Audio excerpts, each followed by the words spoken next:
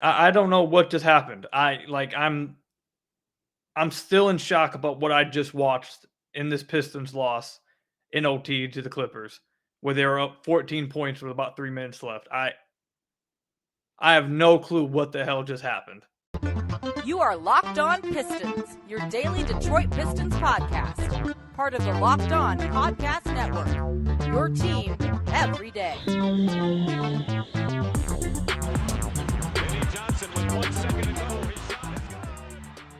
What's the deal? Welcome back to another episode of Locked On Pistons podcast. Per usual, I'm your host, Kuka Hill. You can find me over on Twitter at Kuka Hill. I want to thank you guys for making Locked On Pistons your first listen of every single day. We are free and available on all your podcast platforms. And if you haven't already, head to the YouTube channel at Locked On Pistons, hit that subscribe button, or leave us a 5-star review on whatever podcast platform you are listening to this on. That's another great way to support the podcast. Guys, I'm recording this about, I would say it's probably like 45 minutes after this loss, and I have no clue what I just witnessed. That was like something I've never seen before. Like I'm in complete shock. Complete shock. At the 3-minute and 34-minute mark of the fourth quarter, the Detroit Pistons were up by 14, and the Clippers waved the white flag. They took out Zubac. They took out Paul George. They took out John Wall. They took out Marcus Morris.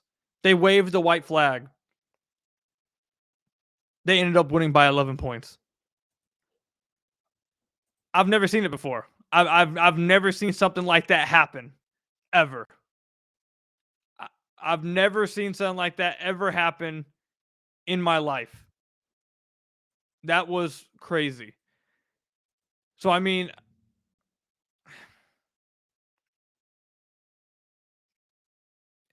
look, there's so many things that went wrong here. There's so many things that went wrong here in this game for the Pistons. So, in the final 8 minutes of this game, the Detroit Pistons were outscored 30-8. 30-8 by the Clippers. And again, there were so many things that went wrong. I don't even know where to start with what went wrong. First off, I want to say you can't blame any singular person. You can't blame just a singular coach. You can't blame a singular person for any of this. Everyone. It's on everybody.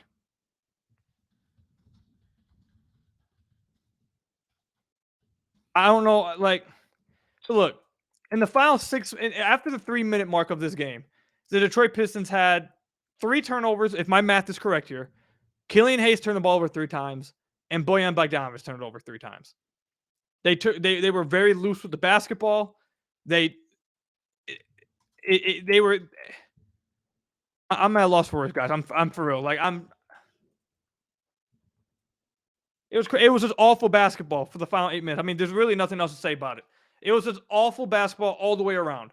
I mean, you could just go down the list of everything that went wrong. It was just awful basketball from there was some bad coaching decisions. There was some bad play from every single player on the floor.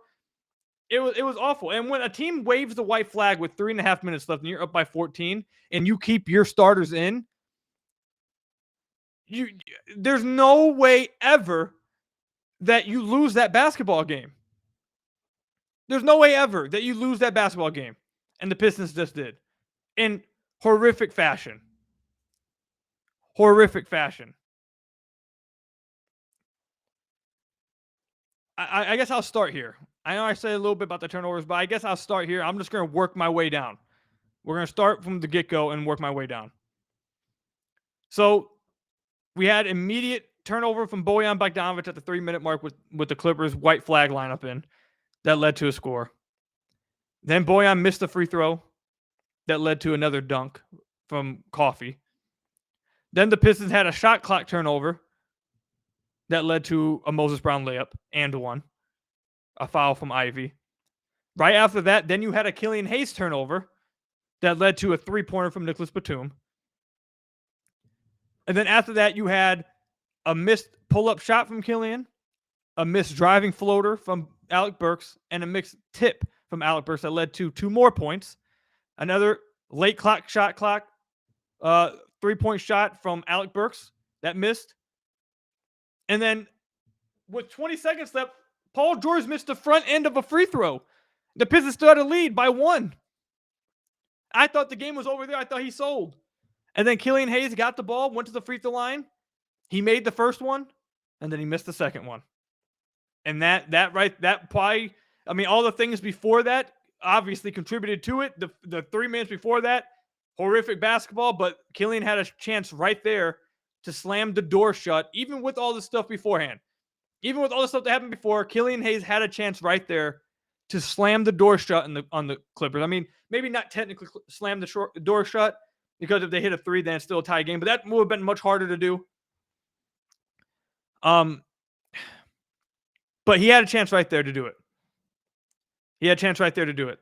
And then they came down, and Terrence Mann hit a pull-up jump shot, and then we had OT. Along with Killian Hayes' missed free throw that, had a big part of this. I was in a watch party with Bryce Simon, host of the Pistons Pulse podcast, and he mentioned it, and he's completely right here. Another thing that went wrong for the Pistons right around that same time, right before Killian Hayes took these free throws. The Pistons took a timeout after Paul George made the second of his free throw. They had 1 timeout left. They took a timeout there. They took their final timeout. So when the Clippers came down and scored and tied the game, they didn't have a timeout to then move the ball up. So they were forced to try go full court 5 seconds and take a shot. And it wasn't like Ivy was in the game to go full court, how quick he is. Ended up with Bojan Bogdanovic just walking the ball up and ignoring a wide open Killian Hayes on the right side of him and taking a contested pull-up three-pointer from about 28, 29 feet. And that was obviously off. So that's just the end of the fourth. We'll get into what happened in OT in the next segment. But in the fourth quarter, at the end of the game, you had a few bad turnovers. You had multiple bad shots. And then really, I know people are going to focus on the offense, but the defense is what lost the Pistons this game. You're up by 14 with 3 minutes left. How does a team score? How many points did they score after that? They scored, if my math's correct, they scored 15 points after that? They scored 15? How do you do that? How do you allow that? You can't allow that to happen, especially to a lineup full of, it was the wave the white flag lineup. Forget the offense. Yes, they turned the ball over a little bit and took some bad shots, but with 3 minutes left, you figured that you could still get away with that. The defense was so bad. This was a complete team collapse on both ends of the floor. From everyone, from the coaching staff, this was something I've never seen before. And what I just mentioned at the end of the fourth quarter was just the beginning of it. So when we come back, we'll talk about what went wrong in overtime.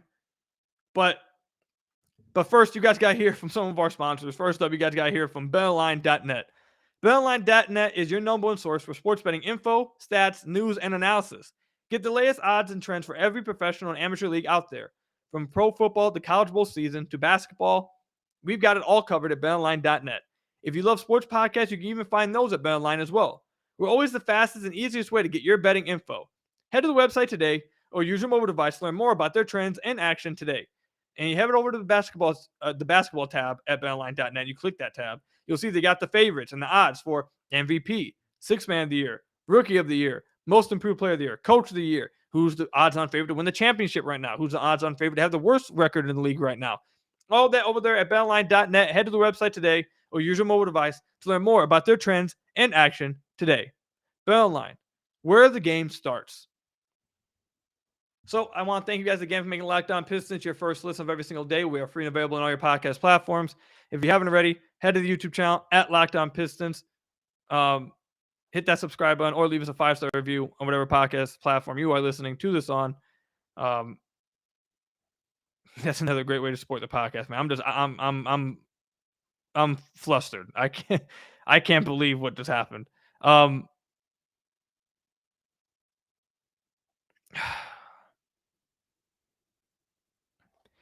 right, man. Let's move into the. I guess let's go to the overtime now.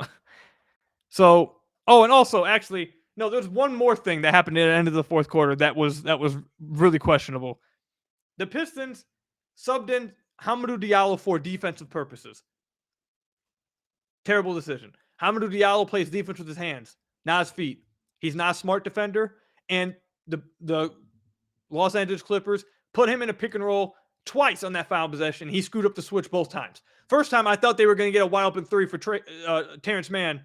I thought he was going to get a wide open three and game him, but Paul George didn't pass it to him. He was late and damn near turned the ball over. Then he kicked it back out to Terrence Mann. Terrence Mann gave it right back to Paul George. They messed up the switch again with Hamidou Diallo, and then Terrence Mann ends up with the wide open pull-up jumper. So that right there in and of itself, subbing in Diallo for a defensive possession is questionable in and of itself because he's not a good defender. He's not a smart defender. It's not. That was right there already. Another thing. So add on to the list of things we've already went through at the end of the fourth.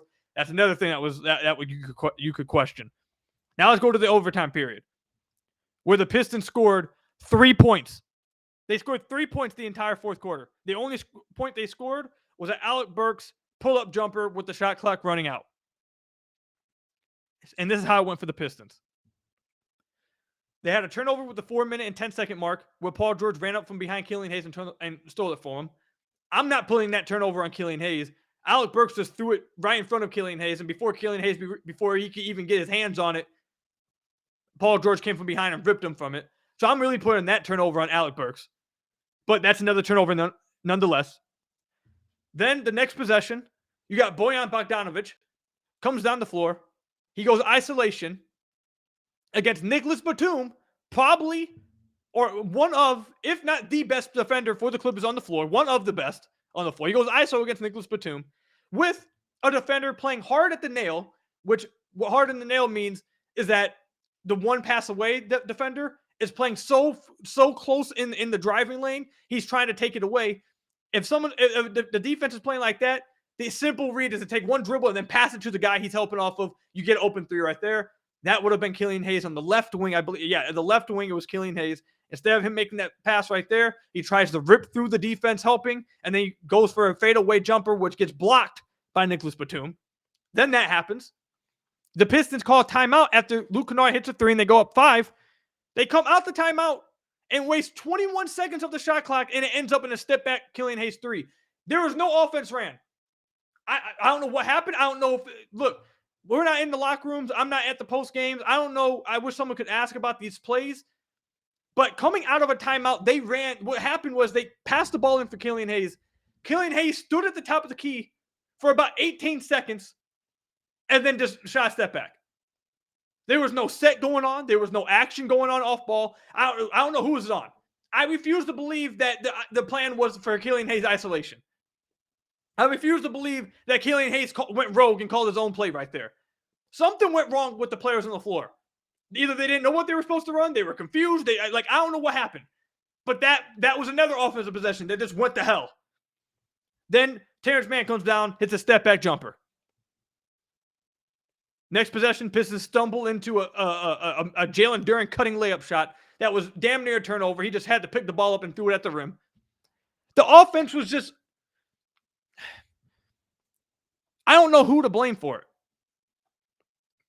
To end OT, by the way, we had a turnover from Bojan Bogdanovic and then also another turnover from Killian Hayes at the very end, last possession. So if my math is correct, we had 3 turnovers from Bojan, 3 turnovers from Killian Hayes. One of the turnovers, I believe, was also Alec Burks. I would have put on Alec Burks. So really, you had turnovers from all of those guys. You had multiple bad shots, bad decisions from Bojan Bogdanovic, which we've seen so many times before down the stretch. This has been something we've talked about all season long with Bojan Bogdanovic. At the end of games, the Pistons just go ISO heavy. They don't move. They stop moving the ball. They stop running sets, and they just go Bojan Bogdanovic isolations, and he doesn't make the right decision ever. Either he's taking a bad shot, he's getting blocked, or he's turning the ball over on a terrible pass.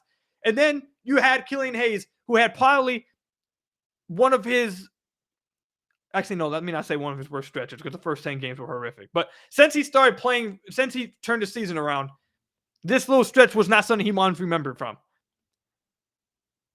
And I don't like, he had turnovers that he shouldn't have made. He had a chance to somewhat slam the door shut. If they make a three, okay, then. But a 3-point would have been harder to make. He had a chance there. He missed that free throw to ice the game, basically.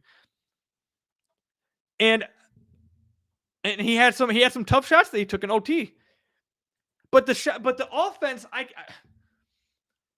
I don't know. I can't blame it on one player with the offense. Like, I don't know what, this is something we've seen all year with the Pistons, where it's just, it ends, they go into isolation basketball.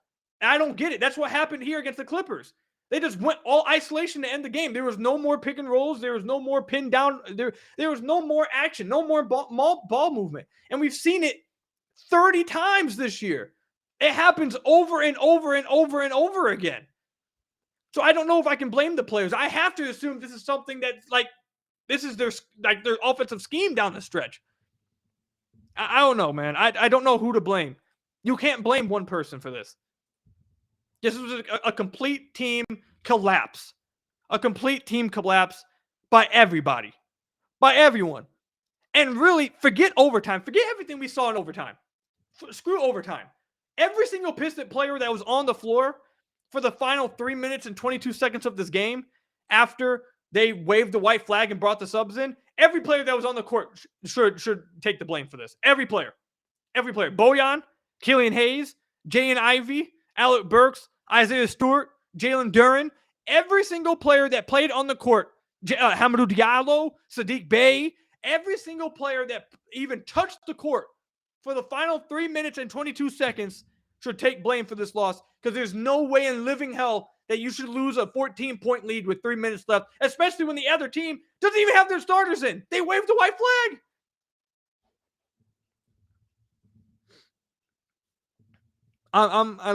I'm so disappointed, because this would have been one of their best wins of the year.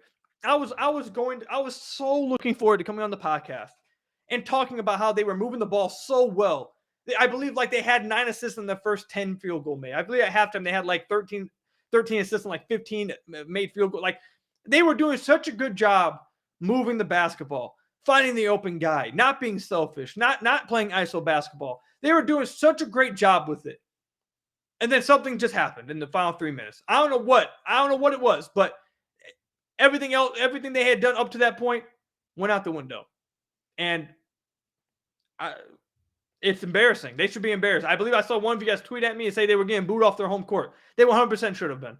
That was embarrassing. That was pitiful. They should be ashamed of themselves. Every single person, coaching staff, player, everyone that participated in it. It is what it is, man. It is what it is. When we come back, man, I guess I'll talk about some of the good things that happened earlier on that I was planning on talking about on the podcast. I guess we'll talk about that at the end of the podcast. But first, I got to tell you guys about a message from the NHTSA. You hang out with some friends and putting back a few drinks. A few becomes few too many, and as the evening comes to an end and people start to head out, you think about calling for a ride. Nah, you live nearby. You can make it home okay. It's no big deal. Where are the odds you'll get pulled over anyway? And even so, what's the worst that could happen? Your insurance goes up. You lose your license. You lose your job. You tow your car. Or you could kill someone. Everyone knows about the risk of driving drunk. The results are often tragic and often deadly. However, that still doesn't stop everyone from getting behind the wheel while under the influence. That's why police officers are out there right now looking for impaired drivers on our roads to save lives. So if you think you're okay to drive after a few drinks, think again. Play it safe and plan ahead to get a ride. It only takes one mistake to change your life and someone else's forever. Drive sober or get pulled over. So I want to thank you guys again for making Locked On Pistons your first listen of every single day. We are free and available on all your podcast platforms. If you haven't already, head to the YouTube channel at Locked On Pistons, hit that subscribe button, or leave us a 5-star review, whatever podcast platform you are listening to this on. That's another great way to support the podcast. Yeah, man, like I said earlier, I was really looking forward to coming on the podcast and talking about the positives that talk about the positives from this game, because I'm telling you guys, man, before this collapse, this was a really good game by the Pistons. Like, it was a really, really good game. I'm just really sad that they ruined it. For the game, the Pistons. Oh, I'm sorry. This is only the fourth quarter. I changed the stats. For the game, the Pistons had 32 assists on 44 made field goals. They were sharing the ball. They were passing the ball around. They were finding open guys. And they had 6 turnovers in the final 3 minutes and all 5 minutes of OT. So if you take away those turnovers, outside that stretch right there, they only had 11 turnovers of the game before then. So 32 assists to 11 turnovers. Like, they were moving the ball so well. So well. The rebounding battle, according to NBA.com, was 48-45. They didn't get destroyed in the glass. Every player that played meaningful minutes, Kevin Knox was the only one at 7 minutes, but every player that played meaningful minutes was in double figures. Diallo had 12 points in 16 minutes off the bench. Sadiq Bey had 13 points. He made 3 of 6 of his threes. Alec Burks had 14. Jane Ivey had 15. 15 and 8 assists. One of the best passing games Jane Ivey's had on the year. He had 8 assists. Jalen Duren had 15 and 12. Isaiah Stewart was 8 of 10 from the field and had 21 points. Bojan Bogdanovic had 23. And Killian Hayes had 18 and 10 and 5. This was like, this is a game the Pistons should have won and should have been going to the locker room feeling so good about themselves. So good. They played such a great game for 45 minutes. For 45 minutes, they played such a great game. They shot 44% from the field, 47% from deep. They played so well for 45 minutes, man. And then it just got washed away. And in this game, they were without Marvin Bagley as well. He was out with the illness. The Clippers were without Kawhi Leonard. It's tough, man. It's really a tough loss to have, man. Like, I'm struggling here. I really am. I'm just like, I've all I have to talk about is just to keep ranting about how this was just so bad. It's tough to see it. Tough to see it, man. So, I mean, I guess we'll wrap up the podcast, man. A short podcast today, man. It's just, look, coaching staff gets some blame. The timeout they took at the end, so they didn't have a timeout when the Clippers eventually scored. Questionable decision. Killian Hayes not being able to hit the second free throw to make it a 3-point game goes on him. Bojan Bogdanovic with his turnovers and awful shot selection at the end of the game and the whole OT, that's on him. Killian Hayes with a few of his turnovers in OT, that's on him. I'm putting that one turnover where Paul George goes from behind Alec Burks or Killian Hayes and rips him. I'm putting that completely on Alec Burks. So Alec Burks had a bad turnover. The defense from everybody was awful. That's on him. That's on everybody. Dwayne Casey bringing in Diallo for defensive purposes. I respect the fact that we actually got offense for defense sub, defense for offense sub, but that's not the one to make. So that one's questionable on Dwayne Casey. Everybody that touched the floor shares blame here, and it's their worst loss of the year for sure. Worst loss of the year, and the thing I'm most scared about, and we'll watch as the season goes, the next game, and games keep being played. The scariest thing for me is that this may shatter these guys' confidence now. Like, a loss like this can completely shatter you. It can happen. I've seen it happen. I've seen teams take losses like this and they don't recover from it. So I hope that's not the case. I hope it's actually the opposite. I hope it motivates them to come out next game, fire in, and get a dub and play really well. I hope that's what happens, but that's what I'm scared about, man, because this is the kind of thing where you collapse like this, everybody on the team is just shell-shocked, and I can't blame it. So I'm ending the podcast there, man, or I'm just going to keep ranting about what the hell happened at the end of this game. But yeah, man, that's all I've got for you guys today. Let me know what you guys think about this game. What the hell happened down below in the comment section down below or over on Twitter at Kuka Hill. I want to thank you guys for making Locked On Pistons your first listen of every single day. We are free and available on all your podcast platforms. If you haven't already, leave us a 5-star review on whatever podcast platform you're listening to this on, or hit that subscribe button at the YouTube channel. Tough loss, tough day, tough night to be a Pistons fan, and hey, man, it is what it is. I'll catch you guys in the next one. I hope you guys enjoyed your Christmas, by the way. Stay safe out there during this weather. And until next time, I'll see you guys later. Peace out, everybody.